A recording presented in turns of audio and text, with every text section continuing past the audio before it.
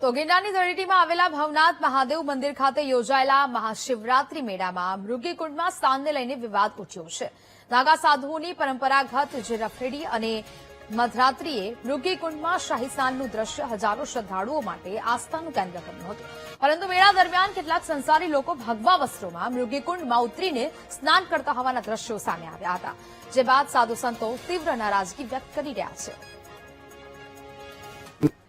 હંમેશા વિવાદોમાં રહેતી કીર્તિ પટેલ ફરી એક વખત ચર્ચામાં આવી છે. કીર્તિ પટેલ જૂનાગઢમાં મહાશિવરાત્રીના મેળામાં સાધ્વીના વેશમાં પહોંચી હતી ને ત્યાં મૃગીકુંડમાં સ્નાન કર્યું હતું, જેને લઈ વિવાદ થતા તંત્રએ કીર્તિ પટેલને મેળાની બહાર હાંકી કાઢી હતી. આ દરમિયાન કીર્તિ પટેલે મેળામાં સુરક્ષા વ્યવસ્થામાં જોડાયેલા મહિલા કર્મચારીઓ સાથે દાદાગીરી કરી હતી. પોલીસને હટી જવાનું કહીને તેમનું અપમાન કર્યું હતું. સાથે મેળામાં કવરેજ કરી રહેલા મીડિયાકર્મીઓ સાથે ગેરવર્તણૂક કરી હતી. જે પછી કીર્તિ પટેલે જૂનાગઢના ભારતી આશ્રમના ડાયરામાં મિત્રો સાથે પૈસા ઉડાવ્યા હતા.